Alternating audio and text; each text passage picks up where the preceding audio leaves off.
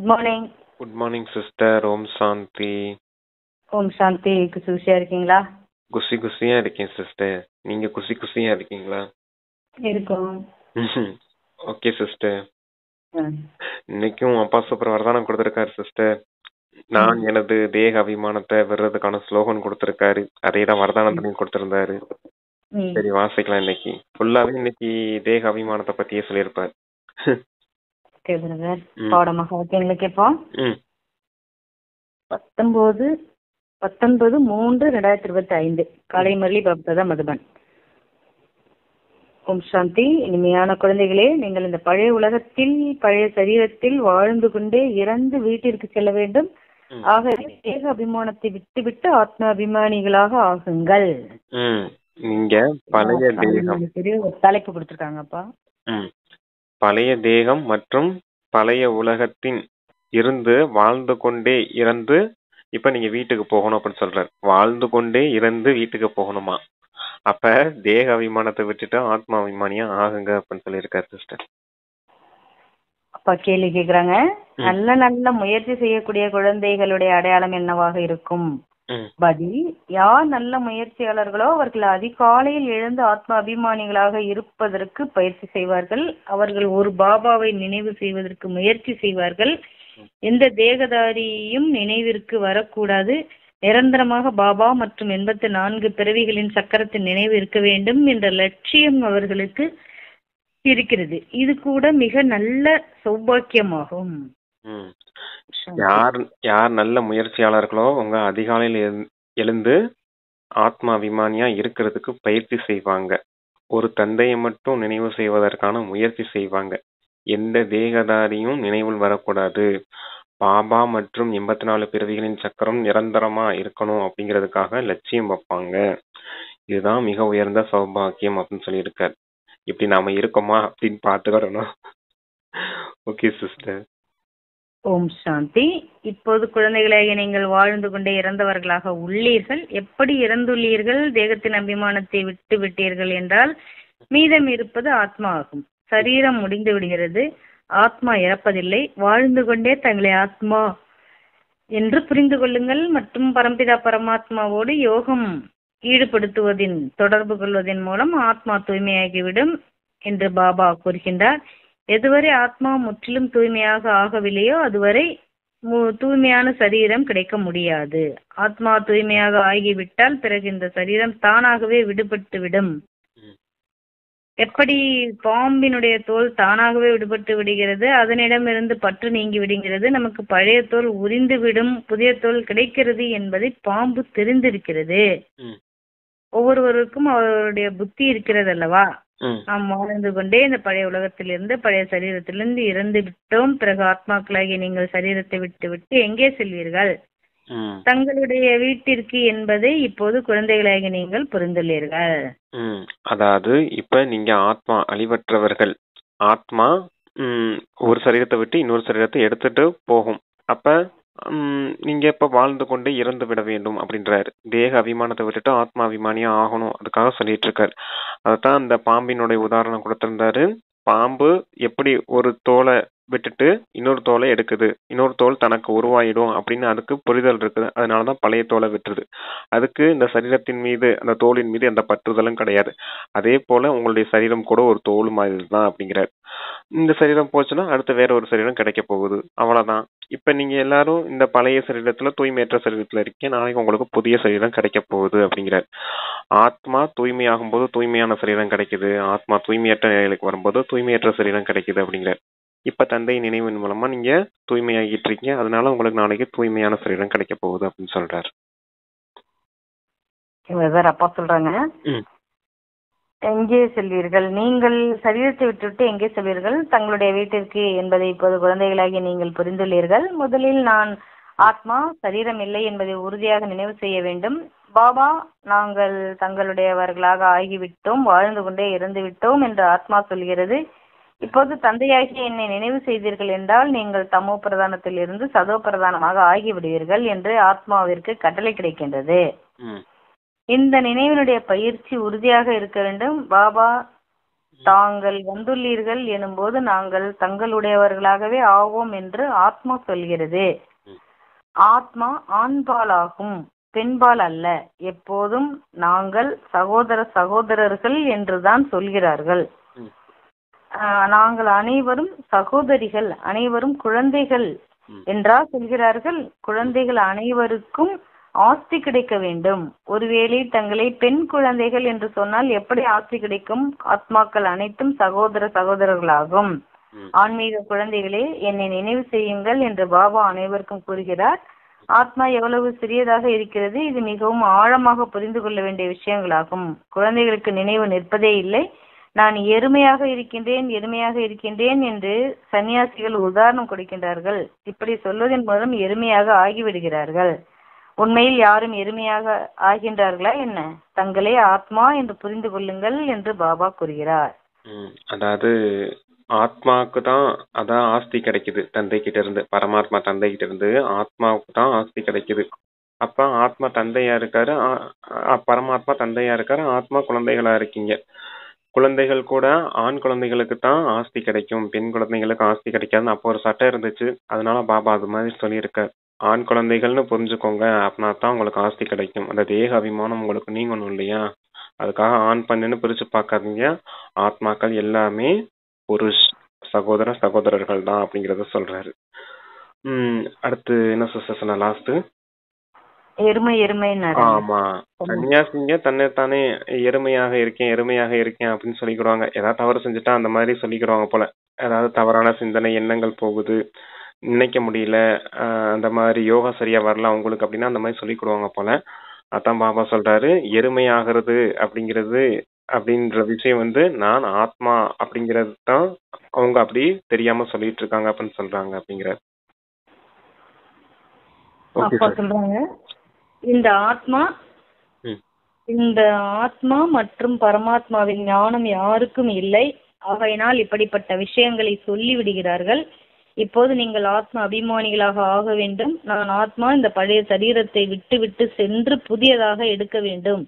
ஆத்மா நட்சத்திரம் போன்று இருக்கிறது, 2 புருவங்களுக்கு மத்தியில் இருக்கின்றது என்று மனிதர்கள் வாயின் மூலம் சொல்லவும் செய்கிறார்கள். பிறகு பெருவிரலை போல் இருக்கிறது என்று சொல்லிவிடுகிறார்கள். நட்சத்திரம் எங்கே, கட்டை விரல் அடையாளம் எங்கே? பிறகு மண்ணினாலான சாலி கிராமம் அமைக்கிறார்கள். ஆத்மா இவ்வளவு பெரியதாக இருக்க முடியாது. மனிதர்கள் தேக அபிமானிகளாக இருக்கிறார்கள் அல்லவா? எனவே உருவாக்குவதையும் பெரியதாகவே உருவாக்குகிறார்கள். இது மிகவும் சூட்சமமான ஆழமான விஷயங்களாகும். பக்தியையும் கூட மனிதர்கள் பூஜை அறையில் தனிமையில் அமர்ந்து செய்கிறார்கள். நீங்கள் இல்லறத்தில் இருந்தாலும் தொழில் போன்றவைகளை செய்து கொண்டே புத்தியில் நான் ஆத்மா என்பதை உறுதியாக்கி கொள்ள வேண்டும். உங்களுடைய தந்தையாகிய நானும் மிகவும் சிறிய புள்ளியாக இருக்கிறேன் என்று பாபா கூறுகின்றார். ஆத்மாவுடைய உருவத்தையும் பரமாத்மாவுடைய உருவத்தையும் சொல்றாரு. ஆத்மா நட்சத்திரம் போல இருக்குது, அது புருவ மத்தியில இருக்குதுன்னு தந்தை சொல்றாரு. ஆனா அவங்க என்ன செஞ்சுட்டாங்க? ஆத்மா நட்சத்திரம் போல இருக்குதுன்னு சொல்லிட்டாங்க, கட்டை விரல் போல இருக்குதுன்னு சொல்லிட்டாங்க. மண்ணிலான அந்த சாலி கிராமத்தையும் உருவாக்கி இருக்காங்க. ஆத்மா இவ்வளவு பெருசாலாம் இருக்கிறது கிடையாது, அது மிகவும் சிறிய புள்ளி தான் அப்படிங்கறத சொல்றாரு. ஆத்மாவும் புள்ளி தான், பரமாத்மா தந்தையும் புள்ளி தான் அப்படிங்கறத சொல்றாங்க சிஸ்டர். சரி வாசி. அப்பா சொல்றாங்க, நான் பெரிய உருவத்தில் இருக்கின்றேன் என்பது கிடையாது. என்னிடத்தில் ஞானம் முழுவதுமாக இருக்கிறது. ஆத்மா மற்றும் பரமாத்மா இரண்டுமே ஒரே மாதிரி தான் இருக்கின்றது. அவரை சுப்ரீம் பரம என்று மட்டும் கூறுகிறார்கள். இது நாடகத்தில் அடங்கியுள்ளது. நான் அமரனாக இருக்கிறேன் என்று பாபா கூறுகிறார். நான் அமரனாக இல்லை என்றால் உங்களை எப்படி தூய்மையாக்குவேன்? உங்களை இனிமையான குழந்தைகளே என்று எவ்வாறு கூறுவேன்? ஆத்மாதான் அனைத்தையும் செய்கிறது. பாபா ஆத்ம அபிமானியாக மாற்றுகிறார். இதில் தான் உழைப்பு இருக்கிறது. என்னை நினைவு செய்யுங்கள், வேறு யாரையும் நினைவு செய்யாதீர்கள் என்று பாபா கூறுகிறார். உலகில் யோகிகள் சொல்றீங்களா பிரதர்? அந்த பரமாத்மா நான் அமரனா இருக்கேன் அப்படின்னு சொல்றாரு பாருங்க. நான் அமரனா இருக்கேன், உங்களையும் எனக்கு சமமா ஆத்மா அபிமானிகளா அமரர்களா ஆக்குறேன் அப்படிங்கறத சொல்றாரு. அப்ப அமரனும் போது ஆத்மாக்கள் அழிவற்றவர்கள் அப்படின்னு நல்ல விதத்துல புரிஞ்சுக்கணும். அப்பாவே சொல்லியிருக்காரு அவர் அமரன். எனக்கு அந்த பாயிண்ட் படிக்கும்போது ரொம்ப டச் ஆச்சு சிஸ்டர், அதான் சொன்னேன். ஓகே சிஸ்டர் வாசிங்க. அப்பா சொல்றாங்க, ம் உலகில் யோகிகள் அநேகர் இருக்கிறார்கள். ஒரு கன்யாவிற்கு நிச்சயதார்த்தம் நடந்த பிறகு கணவனோடு யோகம் தொடர்பு ஏற்பட்டு விடுகிறது அல்லவா? ம் முதலில் இருந்ததா என்ன? கணவனை பார்த்த பிறகு அவருடைய நினைவிலேயே இருக்கிறார். பாபா கூறுகிறார், என்னை மட்டும் நினைவு செய்யுங்கள். இதில் மிகுந்த பயிற்சி தேவை. யார் மிக நல்ல முயற்சி செய்யக்கூடிய குழந்தைகளாக இருக்கிறார்களோ அவர்கள் அதிகாலையில் எழுந்து ஆத்ம அபிமானியாக இருப்பதற்கான பயிற்சி செய்வார்கள். பக்தியும் கூட காலையில் செய்கிறார்கள் அல்லவா? அவருடைய இஷ்ட தேவதையை நினைவு செய்கிறார்கள். ம் ஹனுமாருக்கு கூட எவ்வளவு பூஜை செய்கிறார்கள், ஆனால் அவரை பற்றி எதையும் தெரிந்திருக்கவில்லை. ம் பாபா வந்து புரிய வைக்கின்றார், உங்களுடைய புத்தி குரங்கு போல் ஆகிவிட்டது. இப்போது நீங்கள் தேவதையாக ஆகின்றீர்கள். இப்பொழுது இது தூய்மையற்ற தமோ பிரதான உலகமாகும். ம் இப்போது நீங்கள் எல்லையற்ற தந்தையிடம் வந்துள்ளீர்கள். நான் புனர்ஜென்மம் அற்றவனாக இருக்கின்றேன். இந்த சரீரம் இந்த தாதாவினுடையதாகும். எனக்கு சரீரத்தினுடைய பெயர் எதுவும் இல்லை. என்னுடைய பெயரே நன்மை செய்யக்கூடிய சிவன் என்பதாகும். நன்மை செய்யக்கூடிய கல்யாணக்காரி சிவபாபா வந்து நரகத்தை சொர்க்கமாக ஆக்குகிறார் என்பது குழந்தைகளாகிய நீங்கள் தெரிந்துள்ளீர்கள். எவ்வளவு நன்மை செய்கின்றார்! நரகத்தை ஒரேடியாக அழிக்க செய்து விடுகிறார். பிரஜாபிதா பிரம்மாவின் மூலம் இப்போது ஸ்தாபனை ஆகி கொண்டிருக்கிறது. இவர்கள் பிரஜாபிதா பிரம்மாவின் வழி வம்ச வழியினர். நடந்தாலும் சுற்றினாலும் ஒருவருக்கு ஒருவர் எச்சரிக்கையூட்ட வேண்டும். மன்மனோபவ, என்னை நினைவு செய்தீர்கள் என்றால் விகர்மங்கள் விநாசமாகும் என்று பாபா கூறுகிறார். அதாவது எப்படி கணவன் மனைவி இருக்காங்க அப்படிங்கறத சொல்றாரு. இப்ப மனைவி, அதாவது அவங்க நிச்சயதார்த்தம் ஆயிடுச்சு அப்படின்னா, கணவன் மனைவி அப்படின்னு நிச்சயதார்த்தம் ஆயிடுச்சுன்னா, மனைவி அதுக்கு முன்னாடி கணவனை பார்த்ததே கிடையாது. இருந்தாலும் கணவன் நினைவுல இருக்காங்க இல்லையா? அது போல நீங்களும் ஆத்மாவான நீங்க பரமாத்மா தந்தையின் நினைவுல இருக்கணும். அப்பதான் உங்களுடைய விக்ரமங்கள் விநாசமாகும் அப்படின்னு சொல்றாரு. இப்ப நீங்க குரங்குல இருந்து தேவதையா மாறிட்டு இருக்கீங்க, வானரன்ல இருந்து நாராயணனா மாறிட்டு இருக்கீங்க அப்படிங்கிறத சொல்றாரு. இந்த மாதிரி தந்தைய நினைவு செய்தீங்க அப்படின்னா விக்ரமங்கள் விநாசமாகி தேவதையா மாறிடுவீங்க அப்படின்னு சொன்னாரு. அடுத்து நீங்க எல்லாரும் பிரம்ம குமார் குமாரிகள், பிரம்மாவின் வாய்வழி வம்சத்தினர்.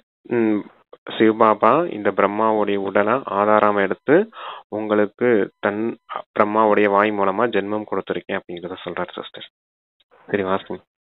அப்பா சொல்றாங்க, தூய்மையற்றவர்களை தூய்மையாக்குபவர் பாபா அல்லவா? அவர்கள் தவறுதலாக பகவானுடைய மகா வாக்கியம் என்பதற்கு பதிலாக கிருஷ்ண பகவானுடைய மகா வாக்கியம் என்று எழுதிவிட்டார்கள்.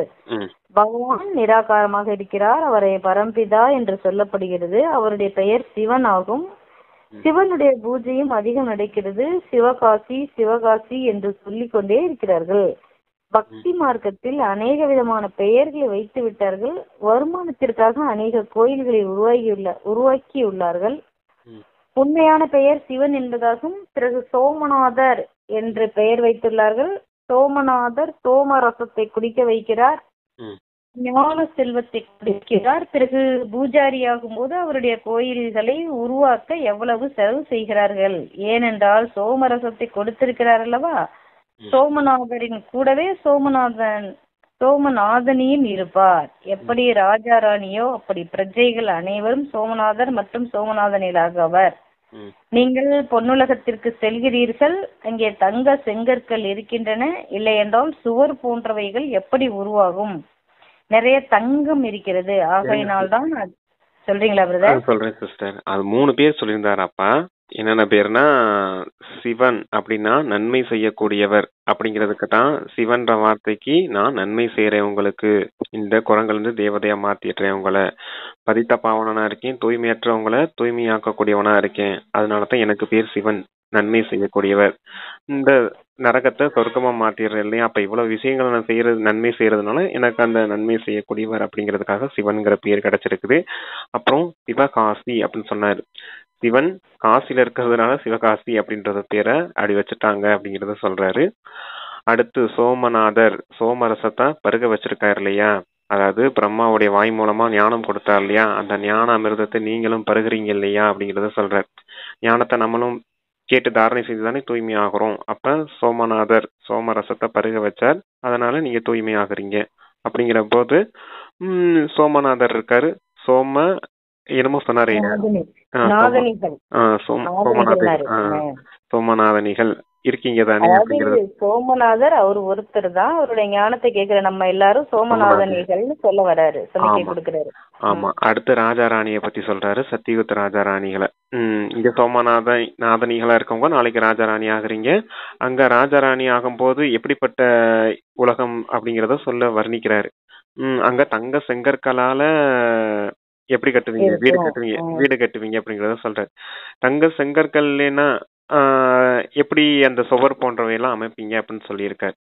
அதாவது இங்கெல்லாம் கல்லு இருக்குது, அங்க கல்லெல்லாம் பெருசா இருக்காது போல. அதான் எல்லாமே தங்கமா இருக்கிறதுனால தங்க செங்கற்களால வீடு கட்டுவீங்க அப்படின்னு சொல்லியிருந்தாரு. சரிங்க சிஸ்டர் வாசி. அந்த சத்தியுகத்தோட செல்வம் எல்லாமே கடலுக்குள்ள கிடக்கு. அந்த கடல் 3 அலை அடிச்சு மேல வரும்போது சத்தியுக செல்வங்கள்லாம் மேல வந்துரும். அதை வச்சு நம்ம வீடெல்லாம் கட்டுவோம் அப்படின்னு ஒரு முரளியில வரும். ஆமா சரி, அத கூட வாசிங்க சிஸ்டர். சூப்பரா இருந்துச்சு அந்த தங்க செங்கற்கள். மறுபடி வாசிக்குவா? அங்கே தங்க செங்கற்கள் நீங்கள் பொன்னுலகத்திற்கு செல்கிறீர்கள், அங்கே தங்க செங்கற்கள் இருக்கின்றன. இல்லை என்றால் சுவர் போன்றவைகள் எப்படி உருவாகும்? நிறைய தங்கம் இருக்கிறது, ஆகையினால்தான் அதை பொன்னுலகம் என்று சொல்லப்படுகிறது. இது இரும்பு கற்களின் உலகமாகும். சொர்க்கம் என்ற பெயரை கேட்பதும் வாயில் நீர் ஊறுகிறது. விஷ்ணுவின் 2 ரூபம் லட்சுமி நாராயணன் தனித்தனியாக ஆவார்கள் அல்லவா? நீங்கள் விஷ்ணுபுரிக்கு எஜமானர்களாக ஆகின்றீர்கள். இப்போது நீங்கள் ராவணபுரியில் இருக்கிறீர்கள். எனவே இப்போது பாபா கூறுகிறார், தங்களை ஆத்மா என்று மட்டும் புரிந்து கொண்டு தந்தையாகிய என்னை நினைவு செய்யுங்கள். பாபாவும் பரந்தாமத்தில் வசிக்கின்றார். ஆத்மாக்களாகிய நீங்களும் கூட பரந்தாமத்தில் வசிக்கின்றீர்கள். உங்களுக்கு எந்த கஷ்டமும் கொடுப்பதில்லை, மிகவும் சகஜமானது என்று பாபா கூறுகிறார். மற்றபடி இந்த எதிரியான ராவணன் உங்கள் முன் நிற்கிறான். இந்த ராவணன் தடையை ஏற்படுத்துகிறான். ஞானத்தில் தடை ஏற்படுவதில்லை, நினைவில் தான் தடை ஏற்படுகிறது. அதாவது ஞானம் அவர் சொல்லிடுறாரு, அதை வச்சு நம்ம யோகா பண்ணும்போது அதுல இந்த ராவணன் வந்து தடை ஏற்படுத்துறான்னு சொல்ல வர்றாரு. ஆமா, ஏன்னா சம்ஸ்காரத்துல அந்த ராவணன் இருக்கான். அந்த ராவனுடைய சம்ஸ்காரம் தூண்டிக்கிட்டே இருக்குது. அதனாலதான் நம்மளால சரியா யோகா செய்ய முடியல. ஆத்மாக்களான நீங்களும் பரந்தாமத்துல வசிக்கக்கூடியவங்க, பரமாத்மா தந்தையும் பரந்தாமத்துல வசிக்கக்கூடியவங்க தான். அதான் படிப்புல எந்த ஒரு தடையும் வரதில்ல, யோகத்துல இருக்கும்போது தடை ஏற்படுது அப்படின்னு சொல்லியிருந்தாரு. விஷ்ணுவோடைய 2 ரூபம் இருக்குது, லட்சுமி ஒருத்தவங்க, நாராயணன். அதனாலதான் அவங்க 4 கை உடையவர்களா காமிச்சிட்டாங்க விஷ்ணுவுக்கு. லட்சுமி நாராயணன் 2 பேரு, 2மே இல்லற தர்மத்துல இணைந்த ரூபமா இருந்திருக்காங்க. அதத்தான் அப்படி விஷ்ணுவா காமிச்சிருக்காங்க அப்படின்னு சொல்லியிருந்தாரு சிஸ்டர். சரி வாசி. அதுக்கு முன்னாடி என்ன சொன்னாங்க? அதான் சிஸ்டர் விஷ்ணு தான் சொன்னாரு. பரந்தாமத்துல வசிக்கிறத பத்தி சொன்னாரு. சொல்லிட்டேன். அப்பா சொல்லுங்க. மாயை ஞானத்தில் தடை ஏற்படுவதில்லை, நினைவில் தான் தடை ஏற்படுகிறது. மாயை அடிக்கடி நினைவை மறக்க செய்து விடுகிறது, தேக அபிமானத்தில் கொண்டு வருகிறது, பாபாவை நினைவு செய்ய விடுவதில்லை. இந்த யுத்தமானது நடக்கிறது, நீங்கள் கர்ம யோகிகளாகவே இருக்கின்றீர்கள் என்று பாபா கூறுகிறார். நல்லது, பகலில் நினைவு செய்ய முடியவில்லை என்றால் இரவில் நினைவு செய்யுங்கள். இரவில் செய்த பயிற்சியை பகலில் உதவி புரியும். நிரந்தரமாக நினைவிருக்க வேண்டும். எந்த தந்தை நமக்கு உலகத்திற்கு எஜமானர்களாக மாற்றுகின்றாரோ அவரை நாம் நினைவு செய்கிறோமா? பாபாவின் நினைவு மற்றும் 84 பிரிவுகளின் சக்கரத்தின் நினைவு இருந்தால் மிகுந்த சௌபாக்கியமாகும். சகோதர சகோதரிகளே, இப்போது கலியுகம் முடிந்து சத்தியுகம் வருகிறது என்று மற்றவர்களுக்கும் சொல்ல வேண்டும். பாபா வந்திருக்கிறார், சத்தியுகத்திற்காக ராஜயோகத்தை கற்றுக் கொடுத்து கொண்டு இருக்கிறார். கலியுகத்திற்கு பிறகு சத்தியுகம் வர வேண்டும். ஒரு பாபாவை தவிர வேறு யாரையும் நினைவு செய்யக்கூடாது. யார் வானப்பிரஸ்திகளாக வயதானவர்களாக இருக்கிறார்களோ அவர்கள் சென்று சன்னியாசிகளோடு சேர்க்கை வைத்துக் கொள்கிறார்கள். வானப்பிரஸ்தம், அங்கே சாந்தி தாமத்தில் பேச்சிற்கு வேலை இல்லை. ஆத்மா அமைதியாக என்ன பிரதர் சொல்றாரு? சன்னியாசி அதாவது வானப்பிரஸ்திங்கிறது 60 வயசுக்கு மேல சன்னியாசிங்களோட தொடர்பு வச்சுக்கிறாங்க அப்படிங்கறத சொல்றாரு. புண்ணியத்தை சேமிக்கணும், நம்மளும் உயர்ந்த நிலை அடையணும் அப்படிங்கிறதுக்காக 60 வயசுக்கு மேல ஆனதுக்கு அப்புறம் வானப்பிரஸ்தி ஆகி சன்னியாசியோட தொடர்பு வச்சுக்கிறாங்க. சத்சங்கத்துக்கு எல்லாம் போறாங்க இல்லையா வயதானவர்கள், அது சொல்றாரு சிஸ்டர். சன்னியாசம் செய்யறாங்க, சன்னியாசிகளோட தொடர்பு வச்சுக்கிறாங்க. அப்பா சொல்றாங்க, சாந்தி தாமத்தில் பேச்சிற்கே வேலை இல்லை. ஆத்மா அமைதியாக இருக்கிறது. பிரம்ம தத்துவத்தில் கலந்துவிட முடியாது. நாடகத்திலிருந்து எந்த ஒரு நடிகரும் விலக முடியாது. ஒரு பாபாவை தவிர வேறு யாரையும் நினைவு செய்யக்கூடாது என்பதையும் பாபா புரிய வைத்துக் கொண்டிருக்கிறார். பார்த்து கொண்டிருந்தாலும் நினைவு செய்யாதீர்கள். ம் இந்த பழைய உலகம் விநாசம், அதாவது கண்ணால பார்த்தாலும் நினைவுல வரக்கூடாது, கொண்டு வரக்கூடாதுங்கிறாரு. ஆமா. அதாவது அவங்க பார்த்து அப்படித்தான் அப்படின்னு புரிதலோட, அதாவது ஞானத்தின் 3ஆம் கண் திறந்து இருக்கணும் எப்பவும் அப்படிங்கிறதுக்காக சொல்றாரு. அவங்க ஆத்மா அவங்களுடைய பார்த்து பண்ணிக்கிட்டு இருக்காங்க. அவ்வளவுதான், முடிஞ்சு போச்சு. அதுக்கு மேல அவங்க என்ன செய்யறாங்க, ஏது செய்யறாங்கன்னு அவங்கள கவனிச்சுட்டு இருக்கணும்னு அவசியம் இல்லை, அவங்கள பார்க்கணும்னு அவசியம் இல்லை அப்படிங்கிறாரு. உங்களுக்கு அதெல்லாம் டைம் வேலை. வேஸ்ட் பண்ணிட்டாரு. ஆமா. யோகத்துல அதெல்லாம் வர்ற தடைகள் அதெல்லாம் செய்யாதீங்கன்றாரு. சமிக்கை அருமையா கொடுக்குறாரு இன்னைக்கு. ஓகே ஆமா. பிரதர். ம் அப்பா சொல்றாங்க, இந்த பழைய உலகம் விநாசமாக போகிறது, சுடுகாடு அல்லவா, பிணங்களை நினைவு செய்யப்படுகிறதா என்ன, இவர்கள் இதுதான் அனைவரும் இறந்தவர்கள். சொல்லுங்க இதுதான் பிரதர். இதுதான் முக்கியமான வேர்டு சிஸ்டர். எல்லாருமே பிணங்கள். சரியா? சுடுகாட்டை யாராவது நினைவு செஞ்சுக்கிட்டே இருப்பாங்களா? அது போலதான் இந்த தேகத்தை நினைக்கிறதும், இந்த பிணங்களை நினைக்கிறதும், இந்த உலகத்தை நினைக்கிறதும். சுடுகாடு அப்படின்னு ஞாபகம் வச்சுக்கோங்க இந்த உலகத்தை பார்க்கறது. அதனாலதான் ஞானத்தின் 3ஆம் கண் திறந்திருக்கணும், ஆத்மான்னு பரமாத்மா தந்தையே அப்படி நினைக்கிறோம் அப்படிங்கறத சொல்றேன். சரிங்களா? ம் அப்பா சொல்றாங்க, சுடுகாடு அல்லவா, பிணங்களை நினைவு செய்யப்படுகிறதா என்ன, இவர்கள் அனைவரும் இறந்தவர்கள் என்று பாபா கூறுகிறார். நான் வந்திருக்கின்றேன், தூய்மையற்றவர்களை தூய்மையாக்கி அழைத்து செல்கின்றேன். இங்கே இவை அனைத்தும் அழிந்து போய்விடும். இன்றைக்கு அணுகுண்டுகள் போன்ற எதையெல்லாம் உருவாக்குகிறார்களோ அவற்றை மிக வேகமாக உருவாக்கி கொண்டிருக்கிறார்கள். இங்கே அமர்ந்து கொண்டு யார் மீது போடுகிறோமோ அவர்கள் மீதுதான் விழும் என்று சொல்கிறார்கள். மீண்டும் விநாசமாக வேண்டும் என்பது நாடகத்தில் அடங்கியுள்ளது. ஸ்தாபனை மற்றும் விநாசத்தை செய்வதற்கு பகவான் வந்துள்ளார். சித்திரமும் தெளிவாக இருக்கிறது. நாம் இப்படி லட்சுமி நாராயணனாக ஆவோம் என்பதை நீங்கள் காட்சியாக பார்க்கின்றீர்கள். இங்கே படிக்கக்கூடிய இந்த படிப்பு விழுந்துவிடும். அங்கே வக்கீல், டாக்டர் போன்றவர்களுக்கு அவசியம் இருப்பதில்லை. நீங்கள் சங்கமயுகத்தின் ஆஸ்தியை ஞானம் எடுத்து செல்கிறீர்கள். கலைகள் அனைத்தையும் கூட இங்கிருந்து எடுத்து செல்வீர்கள். முதல் தரமான கட்டடம் போன்றவற்றை கட்டுபவர்கள் இருந்தால் அங்கேயும் அப்படி உருவாக்குபவர்கள். அதாவது இங்க நல்ல முதல் தரமா கட்டடம் கட்டுறவங்க அந்த சன்ஸ்கார் எடுத்துட்டு போயிட்டு அங்கேயும் நல்லா கட்டுவாங்க சத்தியவத்துலன்னு சொல்ல வராரு. ஆமா. அங்க டாக்டர், வக்கீலுக்கு போன்றவங்க எல்லாம் தேவைப்பட மாட்டாங்க. அங்க எந்த கோர்ட்டோ ஹாஸ்பிட்டலோ இருக்க போறது இல்ல. அதனால படிப்பெல்லாம் இங்க மட்டும்தான், இந்த பழைய உலகத்துல மட்டும்தான் அப்படிங்கறத சொல்றாரு. புது உலகத்துல அங்கங்க தேவையான விஷயங்கள் மட்டும்தான் இருக்கும்.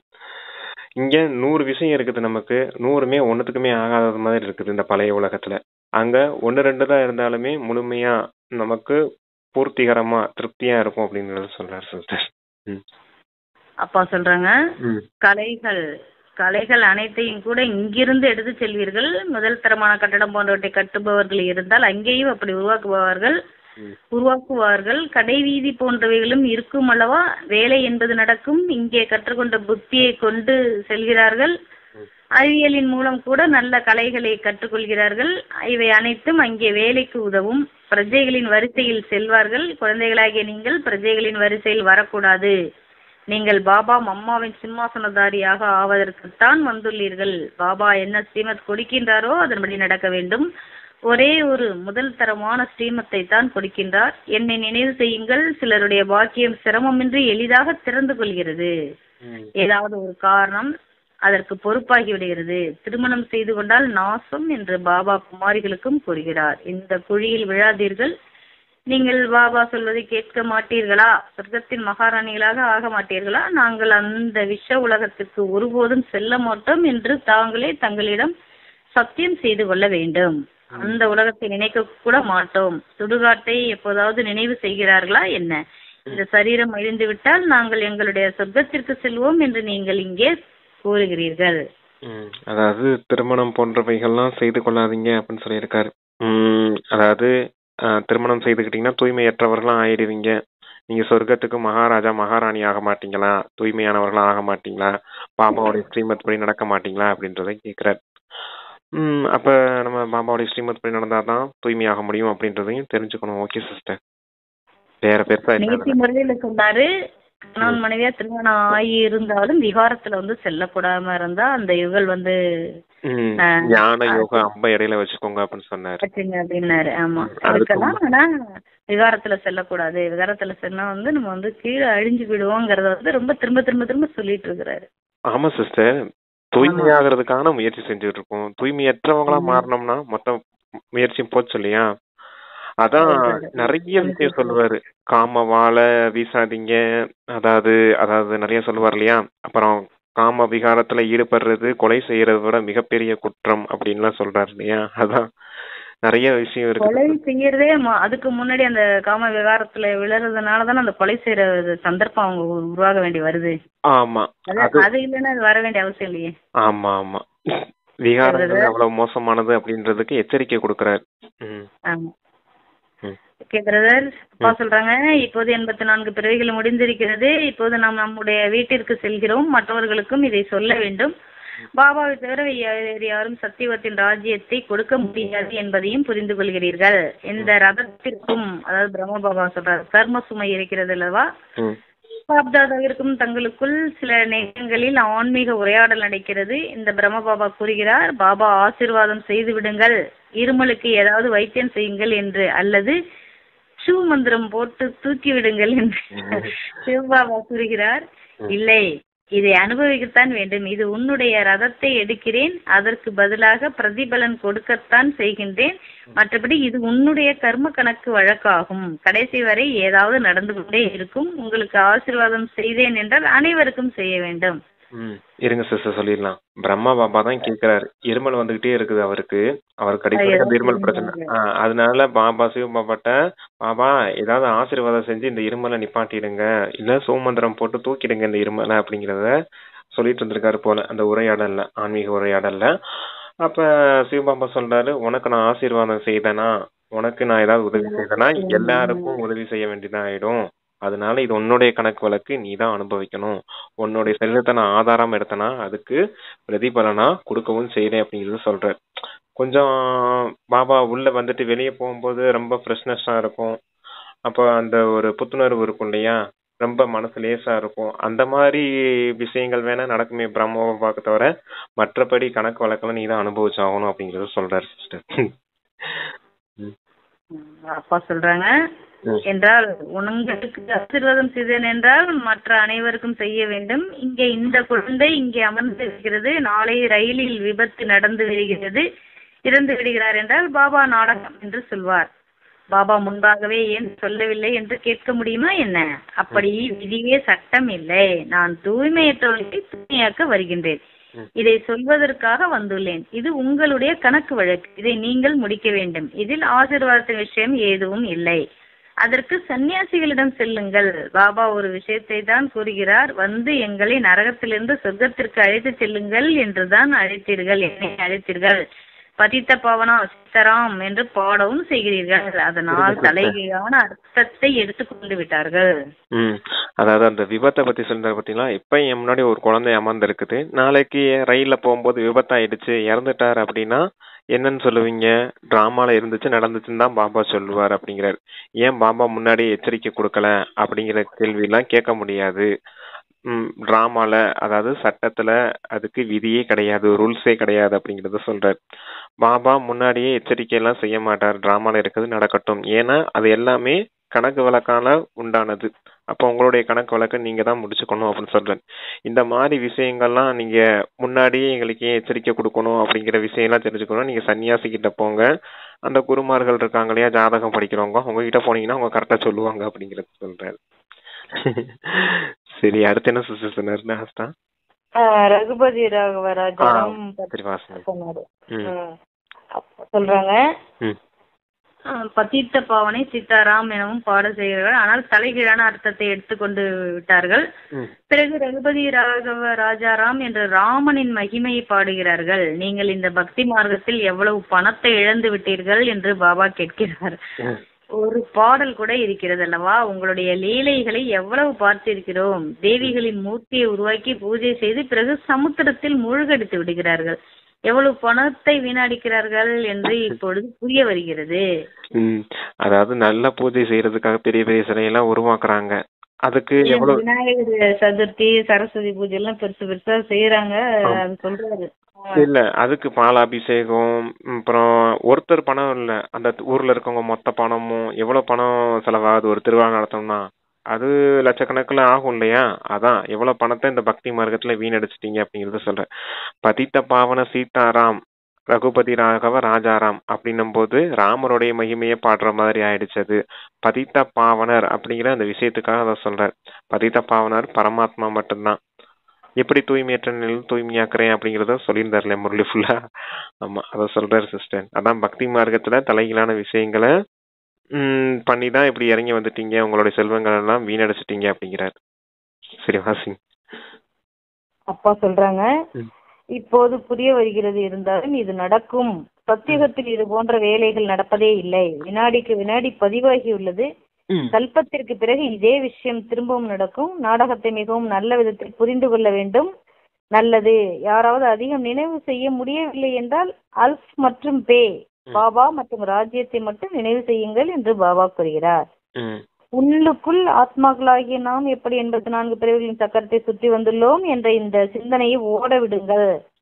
சித்திரங்களை வைத்து புரிய வையுங்கள். மிகவும் சகஜமாகும். இது ஆன்மீக குழந்தைகளுடனான ஆன்மீக உரையாடலாகும். பாபா குழந்தைகளோடு தான் ஆன்மீக உரையாடல் புரிகிறார், வேறு யாரோடும் செய்ய முடியாது. பாபா கூறுகிறார், தங்களை ஆத்மா என்று புரிந்து கொள்ளுங்கள். ஆத்மாதான் அனைத்தையும் செய்கிறது. நீங்கள் 84 பிறவிகள் எடுத்துள்ளீர்கள் என்று பாபா நினைவூட்டுகின்றார். மனிதர்களாகத்தான் ஆனீர்கள். எப்படி பாபா விகாரத்தில் செல்லக்கூடாது என்று சட்டம் இயற்றியுள்ளாரோ அதே போல் யாரும் அழக்கூடாது என்று இவரும் விதியை உருவாக்குகிறார். அதாவது சொல்லியிருக்கார். அந்த எப்பவுமே உங்களுக்குள்ள அப்பா மற்றும் ஆஸ்தி அப்படிங்கிற நினைவு இருக்கணும். பெருசா முயற்சி செய்ய முடியலனாலும் வெறும் இந்த அப்பா மற்றும் ஆஸ்தி இந்த நினைவு இருந்தாலே போதும் அப்படிங்கிறார். 84 பிறவிகளின் சக்கரத்தின் நினைவோ ஓட விடுங்க அப்படிங்கிறார். அப்பதான் உங்களுக்கு பாசிட்டிவான எண்ணங்கள், தூய எண்ணங்கள் வரும். அப்ப ஞான சிந்தனை, தந்தை நினைவு செய்யறதுக்கு ஈஸியா இருக்கும் அப்படின்னு சொல்லியிருக்கார். அடுத்து பாபா சொல்றாரு, எப்படி தந்தை விகாரத்துல செல்வதற்கு தடை விதிச்சிருக்காரோ, அதாவது அதெல்லாம் தூய்மையற்ற விஷயங்கள்னு ஒதுக்கி இருக்காரோ, அதே போல பிரம்மா பாபா ஒரு விதி அமைச்சிருக்காரு, யாரும் அழக்கூடாது அப்படின்னு. யாரும் அழுகை வர்றது கூட அபிமானம் தான், தேக அபிமானம் தான் அப்படிங்கிறதுக்காக இந்த விதியை பிரம்மா பாபா உருவாக்கியிருக்கேன் அப்படிங்கறத சொல்றாரு. அப்பா சொல்றாங்க, யாரும் அழக்கூடாது என்று இவரும் விதியை உருவாக்கிறார். சத்தியகம் திரைதாவில் ஒருபோது யாரும் அழுவதில்லை. சிறிய குழந்தை கூட அழுவதில்லை. அழுவதற்கான கட்டளையே அங்கே இல்லை. அந்த உலகமே மகிழ்ச்சியுடன் இருப்பதற்கான உலகமாகும். அதனுடைய பயிற்சி அனைத்தையும் இங்கே செய்ய வேண்டும். அச்சா, முரளி நிறைவேறுகிறது. அது மகிழ்ச்சியான உலகம். மகிழ்ச்சியான உலகத்துல யாரும் அழமாட்டாங்க. அப்ப இப்பவே நீங்க அது சம்ஸ்காரமா உருவாக்கணும் இல்லையா? அழக்கூடாது அப்படிங்கிற அந்த சம்ஸ்காரத்தை உருவாக்கிக்கோங்க அப்படிங்கிற. ஏன் துக்கதாமத்துல துக்கம் தான் இருக்கும். துக்கம் இருக்கும்போது அழுகை வரத்தான் செய்யும். அப்படிலாம் இருக்கக்கூடாது. நீங்க எங்க போக போறீங்க? சத்தியத்துக்கு போக போறீங்க. அது மகிழ்ச்சியான உலகம். அதனால இங்கேயும் நீங்க மகிழ்ச்சியா இருக்கணும். அதுக்காக அப்பாவை நினைவு செய்யுங்க, ஆஸ்தியை நினைவு செய்யுங்க. அவ்வளவுதான் விஷயம் முடிஞ்சிச்சு அப்படிங்கிற. சரிங்க சிஸ்டர். இனிமேலும் இனிமையான காணாமல் போய் 5000 வருடம் கழித்து கண்டெடுக்கப்பட்ட செல்ல குழந்தைகளுக்கு தாயின் தந்தையுமான பாப்தாதாவின் அன்பு நினைவுகள் மற்றும் காலை வணக்கம். ஆன்மீக குழந்தைகளுக்கு ஆன்மீக தந்தையின் நமஸ்தே நமஸ்தே. தார்னிக் 2 பாயிண்ட்ஸ் கொடுத்துருக்காங்க. அதுல ஃபர்ஸ்ட் பாயிண்ட், பாபாவிடமிருந்து ஆசீர்வாதத்தை கேட்பதற்கு பதிலாக நினைவு யாத்திரையின் மூலம் தங்களுடைய அனைத்து கணக்கு வழக்குகளையும் முடிக்க வேண்டும். தூய்மையாக ஆவதற்கு முயற்சி செய்ய வேண்டும். இந்த நாடகத்தை யதார்த்தமாக விதத்தில் புரிந்து கொள்ள வேண்டும். அவர்கிட்ட போய் ஆசீர்வாதம் கேட்கறதுக்கு பதிலாக அவர் கொடுக்க மாட்டாரு. அதனால ஆசீர்வாதம் கேட்கறது பதிலாக நினைவு யாத்திரையில இருந்து கணக்கு வழக்க முடியுங்கன்னு ஃபர்ஸ்ட் பாயிண்ட்ல சொல்லியிருக்காரு பிரதர். ஆமா, நாடகத்தின் யதார்த்தமான விதியை அறிஞ்சுக்கணும். ரிப்பீட் ஆகிட்டே இருக்கும் டிராமா. அப்புறம் டிராமால இருக்கிறது நடக்கும் தான் பாபா சொல்லுவாரே தவிர டிராமால இருக்கக்கூடிய முன்னாடியே நடக்கக்கூடிய விஷயங்கள்லாம் தந்தை சொல்லிட்டு இருக்க மாட்டேன் அப்படிங்கிறாரு. சரிங்க சிஸ்டர். 2வது பாயிண்ட் சொல்லியிருக்காங்க தாரணைக்கு, இந்த பழைய உலகத்தை பார்த்து கொண்டு இருந்தாலும் கூட நினைவு செய்யக்கூடாது. கர்மயோகியாக ஆக வேண்டும். எப்போதும் மகிழ்ச்சியுடன் இருப்பதற்கான பயிற்சி செய்ய வேண்டும். ஒருபோதும் அழக்கூடாது. அதாவது இது சுடுகாட்டு நினைவு செய்யாதீங்க. கர்மயோகியா இருங்க, மகிழ்ச்சியா இருக்கணும், அழக்கூடாது அப்படின்னு இருக்காரு. அப்பா வரதானம் கொடுக்குறாங்க. இல்லறத்தில் இருந்தவாறு எனது என்பதை தியாகம் செய்யக்கூடிய ட்ரஸ்டி மாயஜித் ஆகுக. எப்படி அசுத்தத்தில் கிருமிகள் உருவாகின்றன, அது போலவே எப்போது எனது என்பது வருகிறதோ அப்போது மாயா ஜென்மமிடுகிறது. மாயாவை வென்றவராக ஆவதற்கான எளிய வழிமுறை, தன்னை சதா ட்ரஸ்டி என உணருங்கள். பிரம்மகுமார் என்றால் ட்ரஸ்டிக்கு யார் மீதும் பற்றுதல் இருக்காது. ஏனென்றால் அவரிடம் எனது என்பது இருக்காது.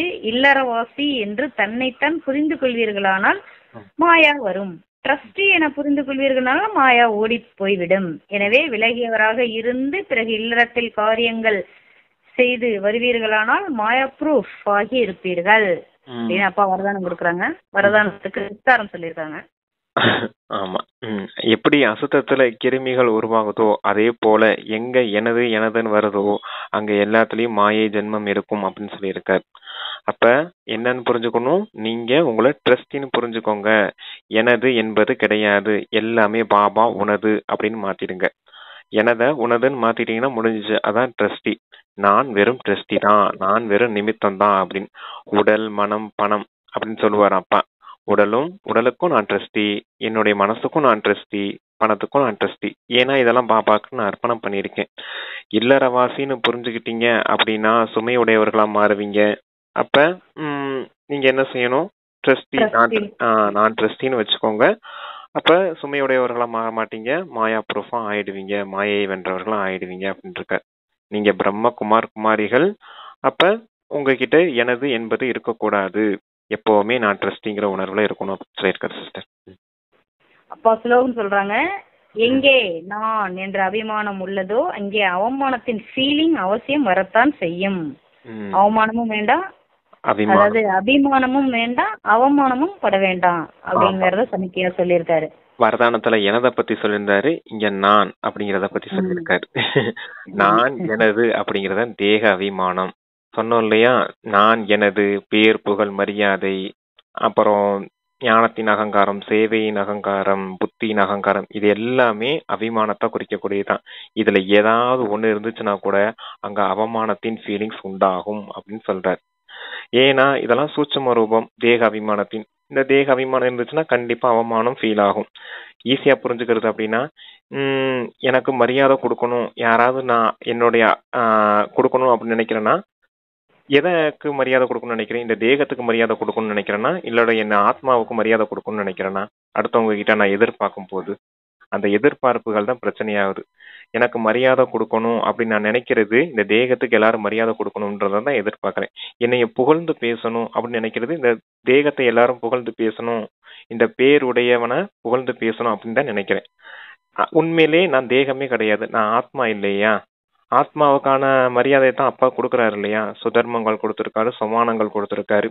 அதை புகழ்ந்து பேசக்கூடியவர் அவர் மட்டும்தான். அதனாலதான் பேர் புகழ் மரியாதை இந்த மனிதர்கள் கிட்ட எதிர்பார்க்காதீங்க, அது தந்தை கிட்ட மட்டும் எதிர்பாருங்க அப்படின்னு சொல்ற. சுதர்மம் அப்படின்னும் போது பாருங்களேன், நான் தூய்மையான ஆத்மா, நான் மகிழ்ச்சியான ஆத்மா, நான் அமைதியான ஆத்மா. அப்ப நான் ஆத்மானும் போது என்னுடைய சுதர்மங்கள் தானே என்னுடைய பேரா இருக்குது. அப்புறம் எதுக்கு இந்த மனிதர்கள்ட்ட போய் தேவையில்லாம எனக்கு இது செய்யணும் அதை செய்யணும்னு எதிர்பார்த்துக்கிட்டு இருக்கீங்க அப்படிங்கிறத சொல்றதுக்கு தான் அந்த அபிமானமே உங்களுக்கு வேண்டாம் அப்படிங்கிற. நீங்க ஆத்மா, தேக அபிமானத்துல இருந்து விடுபடுங்க. நான் எனது அப்படிங்கறதான் தேக அபிமானத்துக்கு இழுத்துட்டு போகும், அதே நான் எனது தான் ஆத்மா அபிமானத்துக்கும் கொண்டுட்டு வரும். இங்க என்ன சொல்றாரு அப்படின்னா, ஏதாவது தேக அபிமானத்தை பிடிச்சு வச்சிருந்தீங்கன்னா கண்டிப்பா அவமானத்தின் ஃபீலிங் உண்டாகும் அப்படின்னு இருக்காரு.